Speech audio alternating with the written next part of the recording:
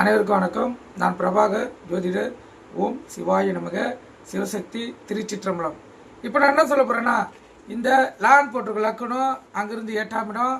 அந்த 8ஆம் இடத்தில் சந்திரன் இருந்தால் அந்த ஜாதகர் என்ன பலன் அடைவார் என்று சொல்கிறேன். நீங்கள் கருத்து கொண்டு பயன்பெறுங்க. 8ஆம் இடத்தில் இருக்க கிரகம் பாவ செயல்களே செய்யும். அதை கருத்தில் கொள்ளுங்க.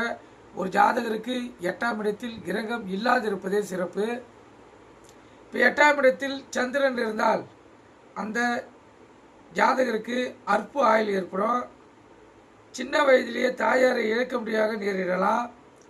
மேலும் கண் சம்பந்தமான நோய்களும், நீரிழிவு, வாந்தி, நீண்ட நாள் மயக்கம், அதாவது கோமா என்று சொல்லக்கூடிய நோய் அவருக்கு ஏற்படுறதுக்கு அதிக வாய்ப்பு இருக்குது.